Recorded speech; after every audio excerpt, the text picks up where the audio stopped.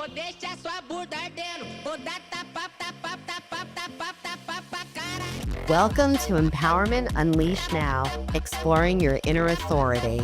I'm Michele Jones. And I'm Scott Collins. And this is the place to connect with your highest, most essential self, your most empowered self, where you can explore your inner authority and learn from others and learn more about yourself. We talk with fascinating people from all walks of life about transformation, healing, hypnosis, astrology, physical experience of being human, and heart-centered living. We're so thankful that you're here with us. Let's dive right on in. Hi, and welcome to Empowerment Unleashed Now. I'm Michele Jones, who today is playing the role of your spiritual study buddy. I would say your soul sister from another mister, and just a generally happy mastermind Gemini because we just hit 0 Gemini. Maybe happy is a bad way to describe Gemini, because I really don't feel happy. I feel on point. That's very interesting about your tone of voice, too. Feeling a little sharp. It was like all of a sudden it changed. And oh, who are you? Who are you playing the role of today? I'm Scott R. Collins. Oh, Scott R. Collins. Okay, yeah. Taking my middle initial now. Are we ready for Pretty in Pink? Better than your last name. Well, that's true for damn sure. Somebody called him Scott Jones this week, and he thought it was great because he was like, wow, we're really siblings. I said if they had made the mistake on my name tag, I would have asked it be redone. It was engraved too. All right, so I'm going to talk a mile a minute. Where are we with Pretty in Pink? How far along? I know you said it's longer than you thought. We're halfway there. Halfway there. Do we have a drop date? No. But now that we're in Gemini, I have a feeling that'll happen. All right. Do you have a disco light where you are, or is there like just smoke going like through? Is there like incense? Am I seeing things? It's all possible. Yeah, it's sage and Palo Santo. Okay, good. I feel a lot better. So we just completed Unite the Light. We united our light. In fact, we united it so much that I still feel like part of me is, this is such a Gemini thing to say. I feel like part of me is still there and part of me is here. Both sides. Like I literally, so 29 degrees, for those of you that don't know astrology, that's an anaretic degree. 29. So it kind of is a magnification of wherever we are in that consciousness state, if you will, i.e. a sign, right? Like we just came out of the consciousness of Taurus and we've landed in the consciousness of Gemini. Scott, is that even remotely accurate? We're at 0? Yeah, totally. And the anaretic degree, and meaning it's the last degree of that cycle. It's the last. It is also like sometimes looked at as the tested degree because everything that you've either learned, revisited, aptitudes, developed, manifestations, whatever, everything's going to be tested usually on that last day. You're going to get some forms of emotional testing.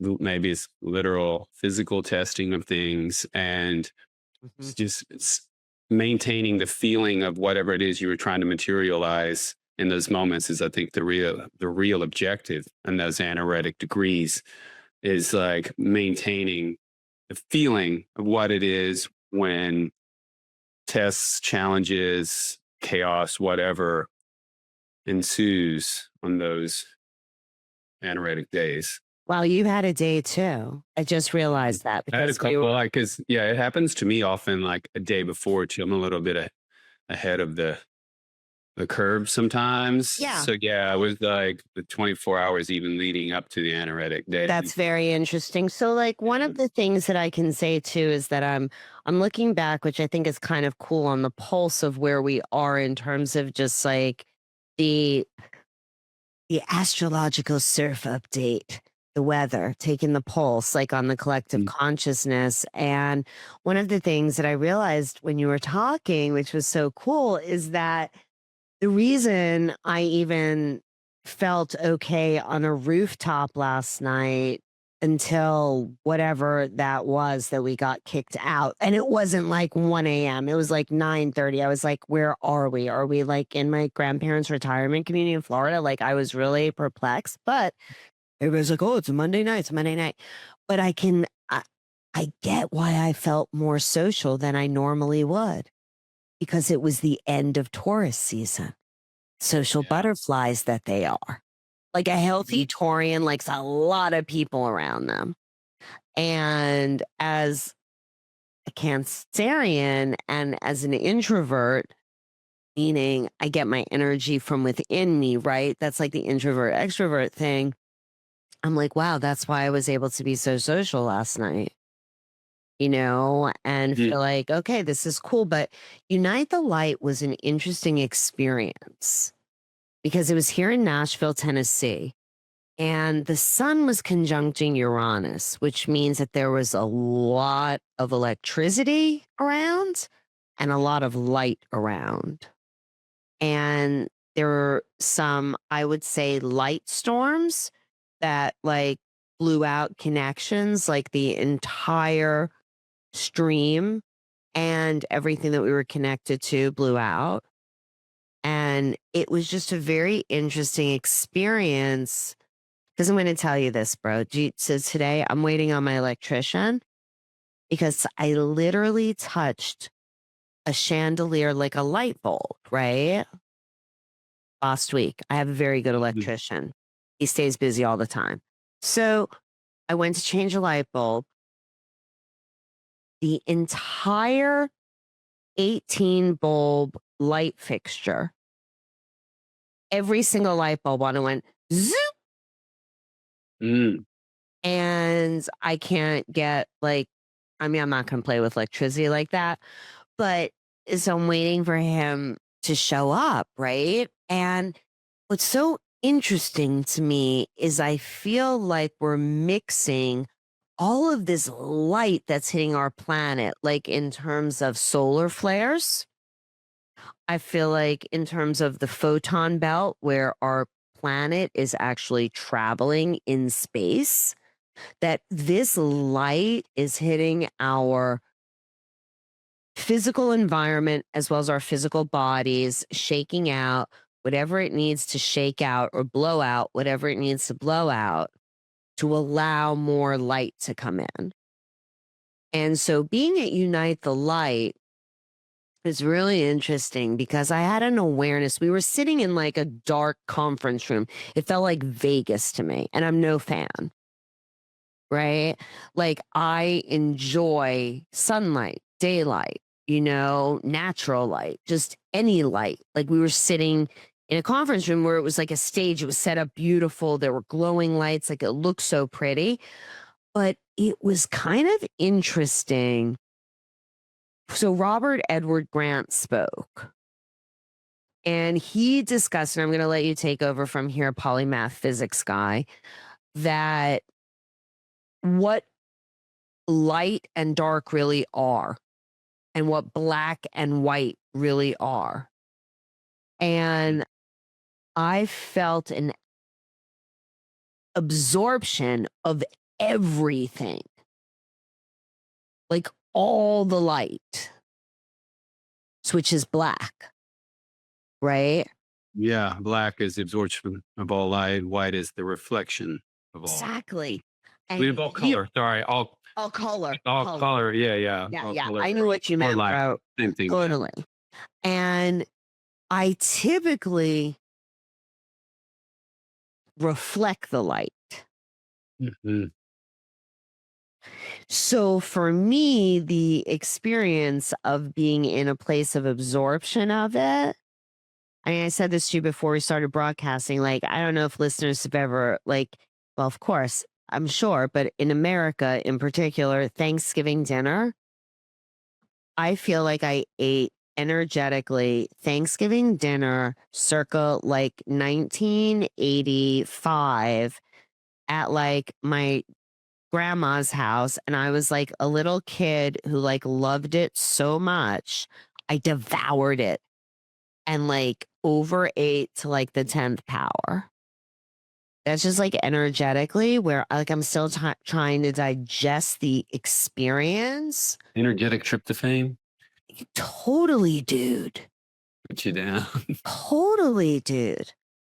Besides the fact I got people calling me at all hours of the night, but that's for another time. And I legitimately was like, if I could just sleep for like to process this, to take this in, right? Because I think a lot of times, like, today we're going to talk about like duality and dialogue with our guest that's going to come on. And it's like embracing both sides of the story, right? That's the actual episode 31, net 4. 4 is like a breakdown to breakthrough degree. And I feel so. Uranus What? ruled in Uranus, Aquarius. yeah, Uranus ruled. Aquarius I ruled, yeah. feel like we are in this literal absorption of so much light that we almost feel like, holy shift, is it just going to get really dark at any moment? Like people are like afraid. And I feel like it's like afraid of the boogeyman. I'm like afraid of what? So it was really cool to be in an environment where there wasn't fear. However, there was a shift ton of transformation. And as an empath, and I think that Victoria could speak to this also, so I'll just kind of zip it. But I feel like I should have put on my aura, like protection suit. And I didn't do that. So I absorbed all this light and protecting my aura. That's what today's been about for me, which to me is just like going in and doing a sweat. Like, I know it sounds really esoteric for people, but it's like doing a sweat, hydrating myself, eating living foods like salad, juice, like all that, just taking in the nutrients that I feel like needed to support my vibration kind of going upwards with a lot of light going through me. Yeah, at times like this, it really reveals how important it is to having that customized martial art ritual or routine That's right. that you can have to recharge your batteries, literally after anything, but after something that a big, intense, or absorbing event like we just had this weekend. Sure. And I It's, also think it's like maintenance and prevention and then recovery. All that's Right. those rituals and your martial art you create for yourself. the is a way Ascension to Athlete. do that. Yeah. The Exactly. Ascension Athlete. Ascension Athlete. Yeah. Yeah. That, okay. So you got to put a trademark on that and Mhm. you got to give me a cut of that. Got it. That's a kick ass program. It is. I'll help you write that one. It's my way of life already. That's exactly it. Look, Yeah. you got a session here and you didn't even need Yeah. one. I mean, you're already there. Yeah. So, all right, my friends, and there was something else I was going to say. I'm telling you, I'm digesting Thanksgiving to the 10th power from all this light. I will ground back on earth and probably Victoria's going to snap me back into it. But I just wanted to just talk a little bit about Victoria Pippo before she kind of comes on. And I think that the energetic pulse, if I had to sum up the very wavy surf report, is like, expect the unexpected because it's Gemini season. And so like, how can you like remain as sovereign as you can with both sides of you? Because that is like, for like a lot of people living in like the shadow side and integrating it, it's a very interesting component. And I think that that's a big message in Victoria's work, in particular work she does with empaths, intuitives. So I think they were perfectly timed with it. And Yeah, I feel like agree. she exemplifies it, right? Like Victoria's like a spiritual teacher. She's an energy worker. She's an intuitive guide. And she's the creator of the Sovereign Healer, which is a specific program that's designed like to actually develop one's spiritual discernment. And for people that just want to explore their intuitive gifts and their talents in a grounded and, of course, an empowered way, right? So, and she also leads something that's called the Great Merge, which is a global light work, like it's a movement of light workers designed to kind of bring back the Earth's highest energetic blueprint through conscious story and multidimensional service. So we are so honored to have welcome Victoria Pippo. Woo! What's up, everybody? Thanks for having me. Thank you so much for joining us today, Victoria. What a vibe. Thank you for having me. Good to see you again, Noah, and I'm excited to be here with you guys. Thank you. Pleasure to meet you. Thank you for being here. Yeah, deep bow. Thank you. So one of the things that we're going to ask is, Victoria, what are you feeling most empowered about in your life right now? That's kind of our kickoff question for everybody. Ooh, I got a good one. Can you guys still hear me okay? Totally. So I had this realization recently that I was the kind of person that needed to almost drown in order to have faith. So if I was a swimmer, I would be the kind of person that would need to hit rock bottom in order to show myself that I had faith and that I trusted and that things would work out. And I realized that that wasn't really faith. That was rock bottom, having no choice and then choosing to have faith. And so one thing I've been working on is, well, what does my life feel like if I choose to swim instead of hitting the bottom?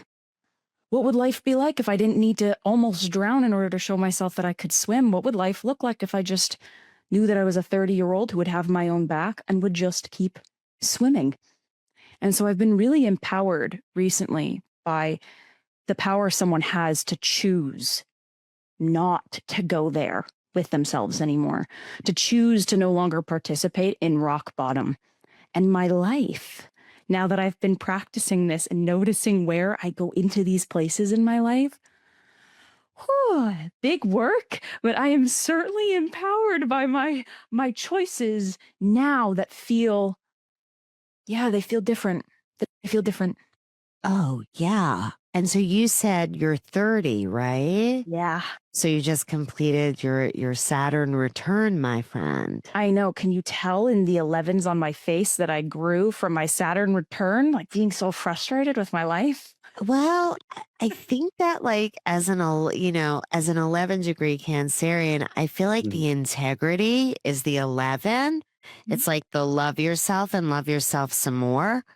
So if you kind of reframe those little 11s as like loving yourself some more. And like to me, it's like a going inward and it's like totally in that third eye. Well, that explains probably why on my 30th birthday, my mentor was like, what do you want? I was like, maybe, I don't know, the 30-year-olds are getting Botox. Maybe I'll do that. And now I realized maybe I didn't want Botox because I wanted to love myself more.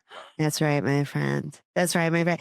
To me, it's like laugh lines. It's like, you know what I mean? Like smile lines that people get. I don't know. I'm not as into it as a lot of people that are my age, but I love that the rock bottom is super profound because one of the things that we wanted to really talk about is like the power of holding like a paradox, right? I mean, like this is about like the duality, in dialogue and in communication with oneself, with others, right? We just entered Gemini season. So we're kind of doing a little of this and a little of that. And I was just kind of wondering that when you were talking about faith was not hitting rock bottom and then implementing like, oh, okay, now I'm going to have the faith that I'm going to rise from this. Like your faith is now to not even allow yourself to go to that deep, deep, uncomfortable place at all. Mm-hmm. But in order to know that, you have to hold the paradox of both simultaneously. Yes. Yes, absolutely. And I think it comes at a certain point in someone's journey when they can trust themselves and trust life no matter what happens. I didn't have a lot of frame of reference that my life had something that would turn out for the positive. I had a lot of odds stacked against me in my life. And so I had actually more evidence that kind of feeling like things weren't going to work out was more likely, or the shoe was going to drop, or at some point I was going to drown. That felt more like a truth to me. But I'm at a point in my journey where I have a lot of reasons to trust. I have a lot of reasons to trust that things are going to work out. And so I've been leaning into that because there's enough stackable evidence that trust is real. And that if I continue to trust myself, then naturally what I find to be true is that my faith will continue to grow. My faith in source, my faith in the universe, my faith in God. It just grows as a byproduct of saying, hey, I'm going to trust myself. Yes. Mm-hmm.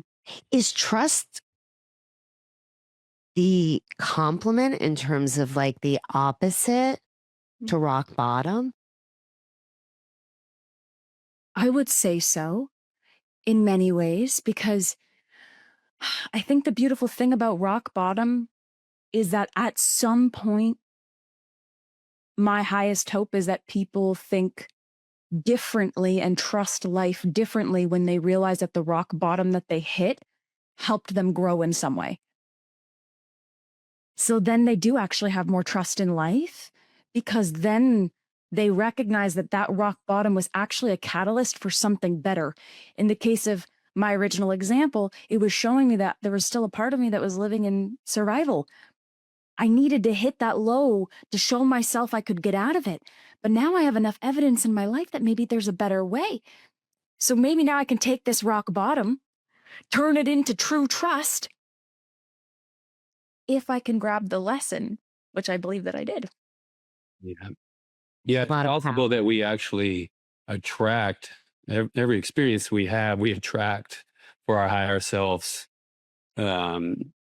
possibility of growing and demonstrating the aptitudes you've learned on your ascension path. So like attracting a rock bottom experience, or what feels like rock bottom, is probably what you needed. The universe provided you because you attracted it to help you slingshot, like you described.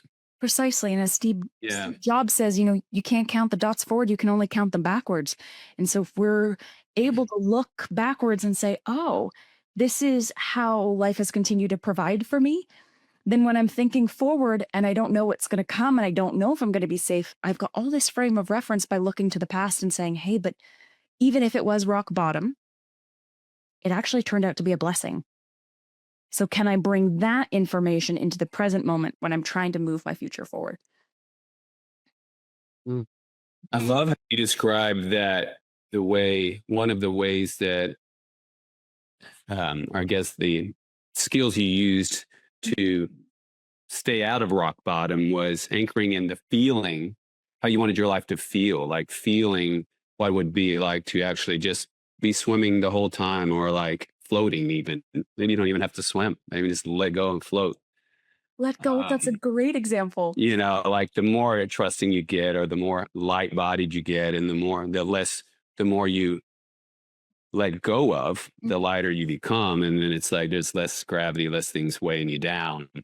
But that is a feeling. That's like how your life feels. Like that's more, I feel like, I don't know, we're in Gemini season. It's all about vision and communication and thoughts and that kind of thing. But really is the most powerful way to materialize anything is anchoring how it feels. Yes. And then your brilliant Gemini computer up here can be an accomplice to create. And also go a step further that like, if we can actually just bring it forward as if it's the most natural thing, is taking the next breath, um, that's to me where the profound shift can really be present for people, because at the end of the day, our feelings, and this is spoken as a Cancerian that is an 11-degree ruled, so a master of feelings, if one will, dare I say, in Cancer lands. But the interesting thing is that the feeling is supposed to identify the frequency for us of where we're kind of broadcasting, right? That's like our radio tower. And so, in terms of the communication, I find it very profound to be able to have the awareness, like you were talking about, Scott, like about how do we feel.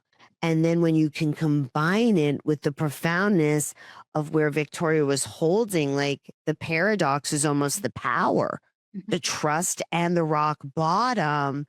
I feel like when you can bring both sides together, that's where some real empowerment, because it's the little 11s again, loving yourself and loving yourself some more.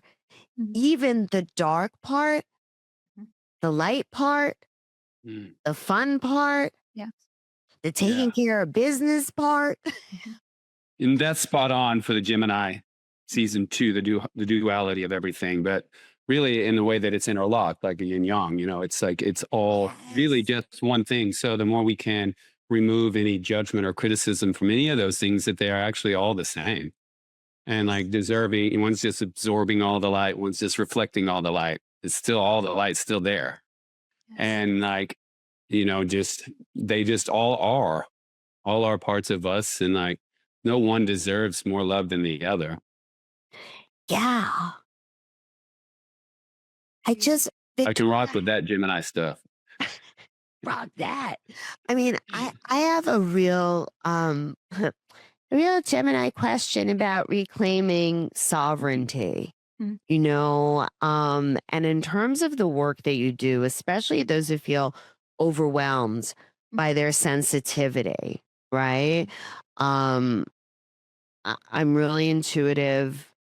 I've been with hundreds, maybe thousands of people, if we included all the people at the resort. Thousands of people in the last 3 days. And I know at just my little empathic nature, was really, shall I say, growing a bit, in awareness of how do I dial it down? How do I dial it up? When is it appropriate? When is it, like the timing of that? And I find it so interesting that you guide people. Like, I'd love to hear you guide people to hold spiritual paradox without becoming, like, I would say, energetically fragmented, which was a little bit of what I felt. Is that I feel like I'm digesting this big energetic Thanksgiving dinner from being with all these light workers. And so it seems like that's really like a cornerstone and a center of your work. Yes, it is. And it's so funny, the timing of this call, because I've just spent the last few hours creating a 7-week course, particularly about empathy and how most people talk about empathy from, an emotional point of view, absorbing other people's energies and how that plays a role in their lives, but they miss really important things that people can apply today on a psychic level that actually creates a lot of interference for people. So one of the first things that is absolutely the cornerstone of my work is discernment. Yes, you were in a room with, to your point, maybe thousands of light workers, but how many of them are actually serving the light? How many of them are actually not working with false light energies? How do we know? Well, when we're in a space, we don't. There's no way to know for certain unless we vetted them, connected with them, had a deep relationship with them to know what sort of vibration they are truly holding. And there are a lot of wolves in sheep's clothing in the work that we do on this ascension path. So the first thing, especially, let's say we're going to a light worker event. First thing is knowing, hey, I actually don't totally know with 100% accuracy all of the vibrations in the space. And so how you prepare yourself matters. So I have a method. I use ground, shield, protect, and cleanse. Something super simple before you leave, a grounding cord. And depending on how deep or connected you need your energy to be, you'll just decide how deep you want to place it into the earth. Some people like it in the core. Some people like it kind of like a dangled root, maybe about like 12, 13, 14 inches below the earth's soil. That's an option. Grounding cord. Next step is shields up. Shields up, okay? The way I like to explain shields up, because there's a lot of controversy in the spiritual community about psychic protection, but here's what I'm going to say, and hopefully it'll resonate with your audience. God has shown us, or if you use the word source, universe, has shown us that practically everything in nature uses protection. So the thorn of the rose, the shell of the turtle, the sting of the bee, it's not because they think they're going to die, it's because they want to preserve their life. So as an empath, you need to consider, how do I preserve my life? So now we talk shields up. Taking a deep breath, opening up your heart, and imagining yourself either in a white bubble. People like to use blue, sometimes gold, depending on how intense the energy is going to be. Some people like to use metal, so they imagine themselves like in a metal ring on the outside layer of their aura. Next step, command. My name is Victoria Pippo, and I am a sovereign being of light. As I step into this space, I am absolutely unavailable for any fragments, to your point, fragmented energies that attach or latch or connect to my energetic field. So long as I'm in this space, I maintain my sovereignty. I step in with discernment, and the shield protects me from all layers, levels, and dimensions of my light body from any interference. So it is. So you're using grounding, shielding, right? Protecting your energy, and then commanding, using your sovereignty to command over your energy that you are protected. And then watch how the energy shifts when you're in this space. There are tools that we can use when you're in this space, and then of course closing down as well, but that's like the shift of the prep for the empath. Love it. And the shield really resonates today because it's a 0 degree day, and that's in this step system of astrology represents boundaries. And like when you're talking about these shields, I feel like, boundaries are so important in those Yes. Scenarios also.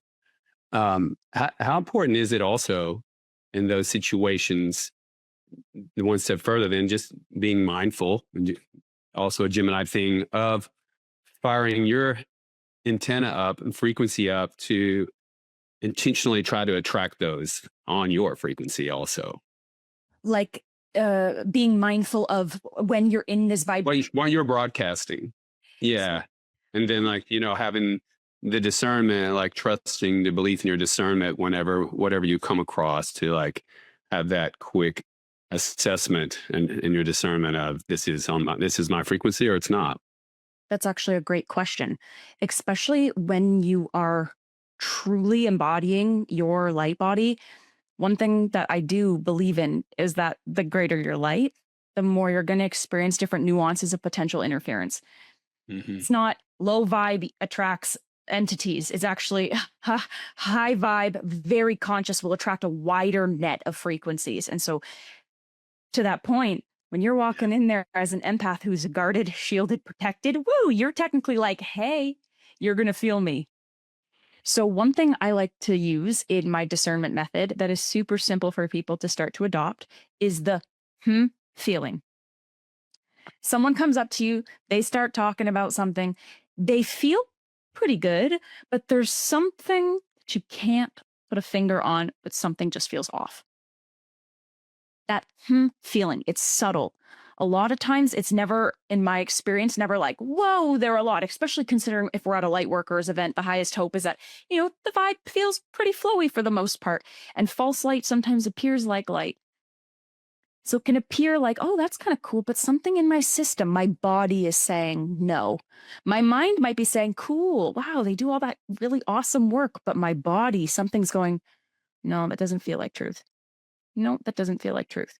And so let's say that was actually happening. Someone comes up, they start talking. We're like, ooh, they're kind of cool. My mind's going, that's cool. But my body's saying, no, that doesn't work for me. Something's off. Red flag, red flag.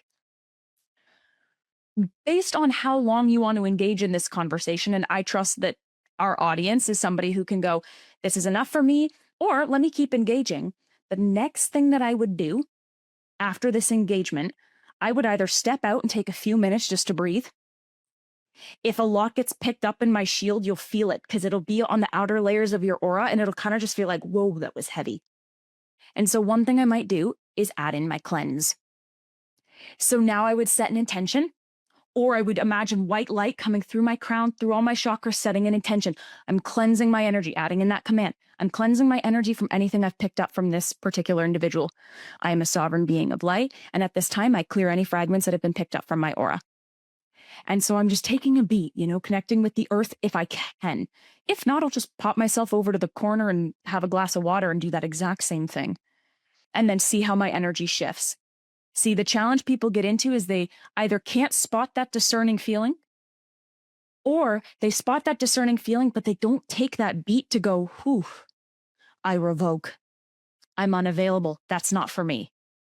And then going back into engagements. So to the point about like, what do we do in the middle when we're in these engagements and we're talking about empathy, really making sure that we're taking little bursts of time in, noticing how things feel, checking those feelings.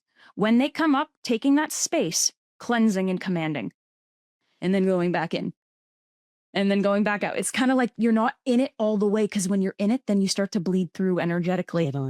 Now you're picking up too much. You're like, God, I was in there for 2 hours. It's like, well, do 20 minutes, go have a bathroom break, go back out, and then go outside. As an empath, especially with family members or big engagements, in, out, that'll save you. Yeah. I mean, I love the fact that you're talking about, this conscious internal dialogue within the self that's creating the psychic boundaries. Yeah. Because I feel like it's awarenesses that are coming to us, which is like our operating system. What do we need to have energetic boundaries that I think sometimes we presume, like, I'll be very honest. I've been read by several psychics over my life, and it's very funny because they're all like, oh, you're not from around these parts. And there's like something that you had said that, and I'm going to be really honest. That, I mean, not like I'm not really honest other times, but it's going to sound like a weird statement. So, spoiler alert. I felt like when you said that there are people that go that have some funky monkey energy going, and that there's like wolves in sheep's clothing, I can tell you that that's still, when you say that to me, I was still like, wow. Didn't really think of that. And so it was such a powerful aha for me. Because like, yeah, I know how to roll around a city. I know how to travel the world. I know nothing good happens after midnight. My dad loved that expression. But it's like these things that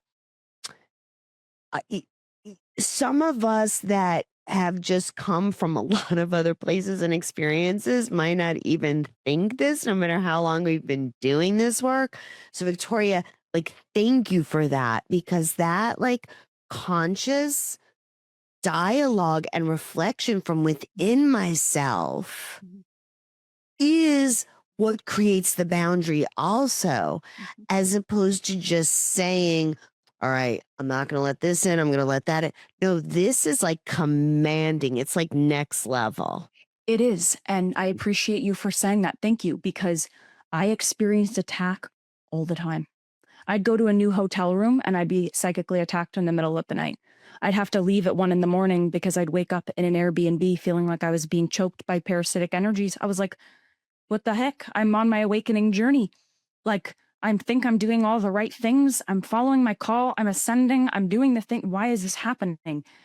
And then I would consider going to different events and things like that. And after I have had, a lot of experiences like that, it made me very cautious. And I've been able to place caution in a place in my body that doesn't feel like fear.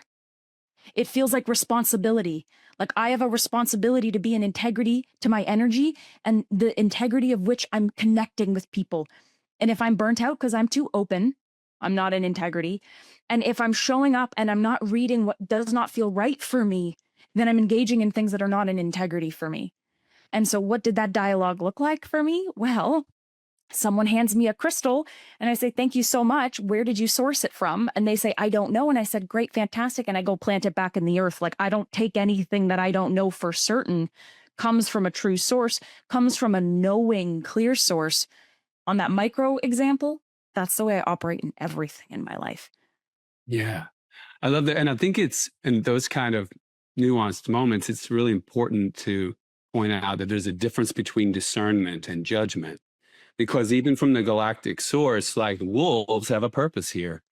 And, different energies, and they're here with their own contracts, and like they're experiencing different reflections of reality in their own ways. They might be experiencing us even as like us serpent. Yes. Who knows? But like, so by being discerning, especially for sensitive people, like if we don't want to judge or like start categorizing things into good or bad, and then because then we attract what we resist, Yes. So like, I just think it's important to point that out to a listener that like discernment is not judgment. Like you can still be accepting, and like you're like choosing a neutral space, like by using your shields and your boundaries and your frequency to avoid energies that are not in harmony with you. Right. I agree. Yeah. I agree. Because the way I perceive this, and maybe this will resonate deeper with your audience, is that judgment comes from a casted projection from your mind. Yeah. Discernment is your body's intelligence.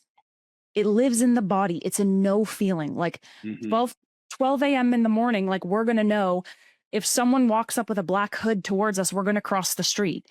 Safety for self-preservation, not because I'm afraid I'm going to get killed, and also because I'm feeling something is off. It's a different energy than this person looks like this and I'm projecting this and casting this projection, right? I think in the spiritual community, we don't want to be judgmental. And in that, we actually shut off our body's intelligence. Yeah. You don't want to do that. We want to honor that, but notice when we are casting our limiting beliefs upon somebody and when our body's intelligence is saying, no, thank you. So hopefully that helps someone who's listening and maybe going, ooh, what does that actually look like in a practical way in my life? Absolutely. And I would just say living life as a woman in this embodiment, if you're not sure, err on the side of safety. Yes. Period. Always. In all ways. And just for humans in general. Because something else that you said, Victoria, that I just absolutely love, is when you said, and there's like a rap song about it, like things that make you go, Yeah. And like 90s. It's like a good like from college like rap. And I'm just like, that right there. I love those little flashes of just pure insight and genius. Like if it makes you go, that's discernment. Yes. It's not judgment. That's discernment. That's a distinction that you were just beautifully making. And I think if it goes much beyond that, you really know. Yes. Yes. Like, think about the spectrum. Like, if it's like, ew, then you know that that's judgment. If it's like, like, imagine, for your audience, like, what is that spectrum for you where you're like, oh, I'm definitely judging, where you're like, ugh, judgment. If it's, it's just that part of you that's not totally sitting well with the information. Yes. It's just not sitting right. And that doesn't mean that it's wrong. It just means it might not be right for you and it might not be truth for you. To Scott's point, right? Like the wolves have a contract. Just because the wolves have a contract doesn't mean that I consent to being a part of that contract. That's empowerment. And we get to choose on our awakening journey what that looks like for us. And that, to me, is a definition of non-judgment, but also radical conscious sovereignty, taking my power back as a sovereign being of light and deciding what I actually want my earth walk to be like. That's Yeah. phenomenal, because I just wanted to talk for a moment about the Great Merge.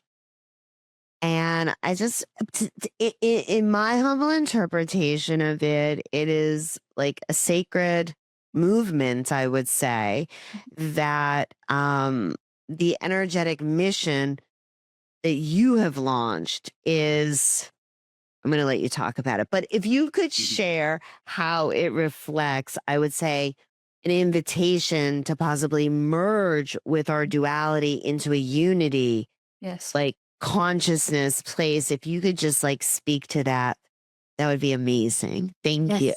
Absolutely. So for those of you who are listening, the Great Merge is a global lightwork event that happens during particular transits on planet Earth's timing, where the greatest transformation can be made.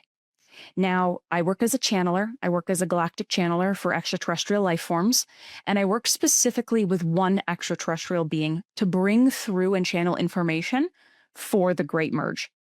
And so I work with this being, and the big thing that we have chatted about is how the goal with Earth is harmony, not perfection, but harmony between both parts.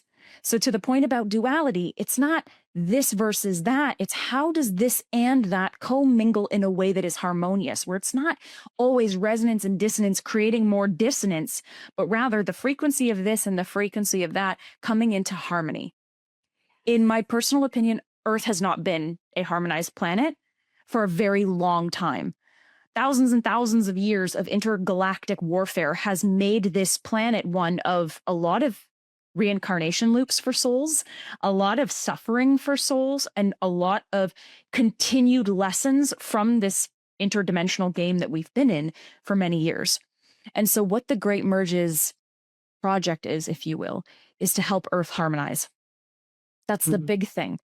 And so this work, I get messages from this extraterrestrial that I have the honor of working with, and he brings through messages saying, you know, this is what the Great Merge is for this timing. This is how many light workers we need, and this is what the work looks like at this location. And so I send messages to my social media platforms and say, hey, if you are a light worker on this planet who actually cares not just about doing the work for yourself, for your own personal growth, but actually to use the beautiful energy healing and psychic abilities you have to help the earth specifically. Of course, weaving in the level of risk that it requires to do this work, bringing in my sovereignty principles, protocols, practices, safety being such an important thing, bringing and weaving that in. Lightworkers from all over the world have now joined me on these Great Merge quests where we go to different places around the world and help Earth heal. That's magnificent. One of the things this weekend at Unite the Light, the Pleiadians, which they resonate very much with me. Wendy Kennedy was the first person that I heard speak light language, and it's a very, to me, it's my language from home. When I hear it, it makes me understand, like, you know, how much I miss it. And so to use a Pleiadian interpretation of just myself, not as a channel, just as somebody who's very intuitive, one of the things that the P's have shared is that we have so many different strands of galactic DNA that it's like from like Star Wars years ago in the bar where you see all, right, like Han Solo, like, you know, and they walk in and you have like R2-D2 and you have C-3PO, and then you have like all of these incredibly interesting and intricate beings that represent a different culture. They represent a different species, right? And so when the Pleiadians have talked about that, we are like merging all of that DNA. And that's why people give a hoot about Earth School and kind of are watching and cheering us on because we have a little bit of the DNA from over there galactically, some from over there. So if it was like a soccer match, they're just like, yay. And like you can't help but almost have all of these parts coming together, cheering us on in many ways, you know? And so I find it so interesting that the galactic communication keeps, you know, like how food awareness hit our planet. You know what I mean? And like all of a sudden, so people are like, okay, I'm becoming more food aware and like I should have water that's a certain way. I feel like the collective consciousness is ready to actually talk about multidimensional dialogue in a galactic open forum. Yes. Wow. Well, this will Yeah. get a little nuanced. Sorry, Scott, you want to go ahead? Yeah. No, I was just saying, but and especially that's so on point on Gemini on the 0 degree Gemini day to like me broadcasting that out. And I love how you were commenting about harmony versus perfection because you know, I mean, really, if you think about it, perfection is just perception, just like the truth. It's just it is our each we have our each sovereign version of the truth and perfection, right? They're actually malleable. Whereas harmony is a vibration, a tone. It's music, it's physics, and so whoever your channel relationship with that resonates, pun intended, big time. That is our objective here, and you know the symbol of Aquarius as Pluto's moving into there and the greater ages is sound waves, you know, frequency waves. So like we're choosing which wave, you know, there are some holographic splits happening, but like choosing which one to merge with, I think is like the objective, the ascension path for all of us here right now. And like I do believe there's a lot of us here to course correct what you were referring to, the previous time when there was harmony, like 20,000 years ago. Yes. And mending that timeline now will mend all the timelines. So if we tune up, tune in. You're a musician, I hear too. So I love that this is kind of the direction that we're going because one of the messages I received from my guide was that if we can't accept the diversity on this planet, we will not be able to accept the diversity galactically. And I believe as a starseed, I have come on planet Earth with a very unique assignment. In short, when I met my partner, soon to be my husband, it was the first female relationship I had ever had. It was my first time in a relationship with a woman. I thought, interesting. This is a beautiful path for me. I'm open. I thought I was straight. I met this soul. It was like, oh my God. When we met, I had been on my awakening journey. They weren't. And then a year into our partnership, they came out and told me that they were transgender. And I have been with my partner for the last almost 4 years now, since they have been transitioning consciously on their path. And it has been beautiful to walk with someone who does not believe that they need, you know, medicinal life-altering changes in their body to be who they want to be. People who don't need you to gender them accurately to know who they are. People who are directly opposing the trans agendas and just the overall agendas with gender on the whole. He is taking his journey in such a conscious, sovereign, embodied way. And I look at my partner and I think, oh, I feel so blessed because I feel like he is the anchor for what we can move into. Because if we can't accept somebody who goes, you know, this is my truth, you don't have to agree with it. I actually don't need you to agree with it. You don't have to like me. You don't have to gender me in a way that feels supportive. I know who I am on a soul level. I believe his walk is such almost a blueprint or an architecture of what we need in order to be able to get into these, I guess, more normalized intergalactic mergings with different ET life forms. Like, would we be able to handle, you know, a reptile walking across the street? Would we be able to handle a being that didn't look Pleiadian, right? Any being that didn't look humanoid, could we handle it? And I feel very blessed that in my journey, especially in the time that we are in the nuances of the time that we are in, I get to be the sacred partner in this dynamic to be able to usher, in my opinion, the true definition of what merging looks like. And to Scott's point about everyone's individual truth and how everyone's individual truth is ultimately trying to guide them to whatever harmony looks like. My union feels like the representation of harmony for these like overlays of higher dimensions that we're accessing. Yeah, I also think of just like wholeness. Yes. You know that when we lead from a space of wholeness within ourselves, right? Um, instead of rigidity. Mm-hmm. And I feel like, that's an invitation that I'd like to offer our listeners is like, where is the rigidity? Where can everything change? Like, if you've ever felt the tension between like wanting to speak your truth or like wanting to stay connected, like, listen to this, like seeing beyond the black and the white, right? It's like there are these expectations that I think cut reality into fractals that does not serve the actual circle, which time really is, with an infinite number of points of light that one can access at any moment. But as soon as we start cutting that up, labeling it with a rigidity, there is this, there is, you are the, that's where, like Scott and I always talk about, Victoria, that people are just going to kind of be people and they're going to do what they do.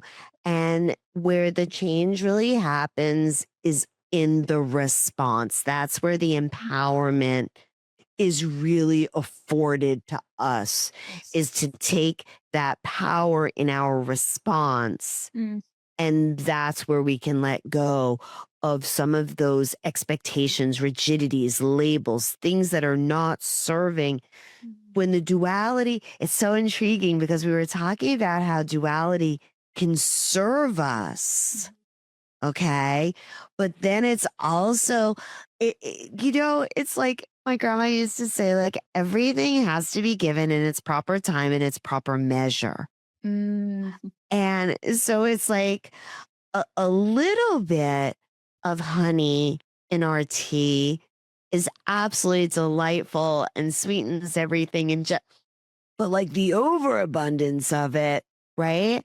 And so I just find it intriguing, as Scott was talking about, the nuances and the subtleties of understanding, from what you're suggesting, a conscious communication from within ourselves that we then bring to the world. Yes.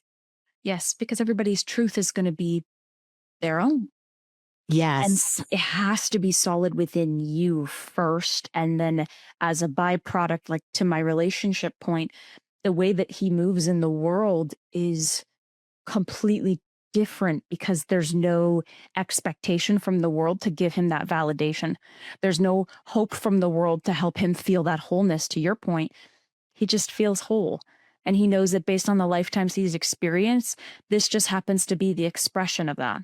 Yes. And it gets to be as simple and as whole and as honest and as true for him as that. And I believe if we can take that energy into our own lives, regardless of whatever decisions that looks like, yes, that's freedom for us. And then that's freedom that we are offering others to see in themselves as well. Yes. Yes, absolutely. Absolutely. And it's been an honor, Victoria. You have given us so much opportunity, like to just really learn, to kind of explore ourselves, and also to really explore, as we're looking at others, our own as well as what we might be getting off of somebody else. Yes. And that, to me, right? So the works both ways. I need to give myself my own Yeah, right. Those behaviors. Because you called me to such like a place of awareness within myself.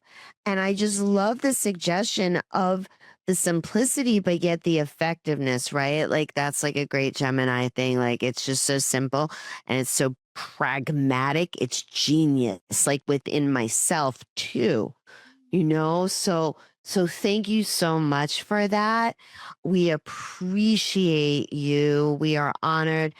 We're humbled for you to share time space with us. And we want to ask you before Scott busts some beautiful affirmations for us, where can our listeners access you, Victoria Pippo, our new friend?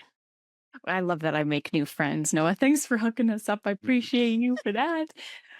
Oh, where can you find me? In time space, you guys. Just meditate, think about me through your third eye, and find me. On it, friend. On it, do it, but trust your hum feeling. You can find me very simply. You can find me on Instagram at Victoria Pippo. That's the best place to go. I'm moving over to YouTube, so if you like YouTube, if that's your vibe, same thing. My website is victoriapippoinc.com.